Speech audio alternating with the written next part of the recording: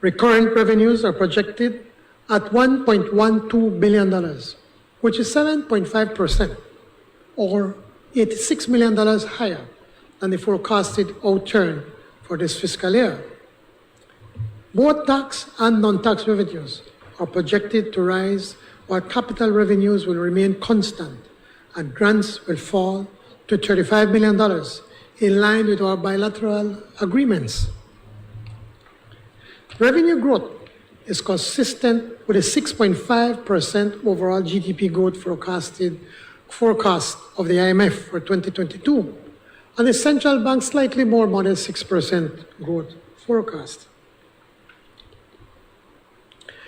On the expenditure side, overall spending will rise compared to this year's projected outturn by $144 million, or 12%.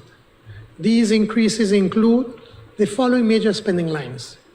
Wages and pensions will rise by a combined 10%, or some $49 million.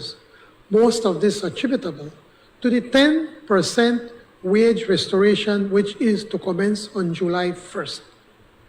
Subsidies and transfers will rise by $37 million, or 25%, which is mostly indirect wage subsidies linked to the wage restoration.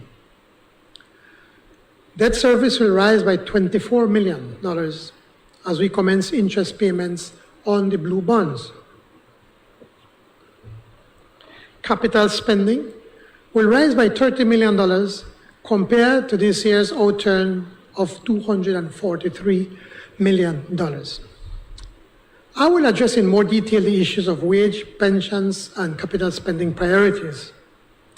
In summary, therefore, the new budget targets a primary surplus of some $14 million, or 0.35% of GDP, along with an overall deficit of $98.1 million, or 2.49% of GDP. Government proposes to retire $97.4 million in public debt during this budget cycle. Total financing required for this budget year will be $195.6 million.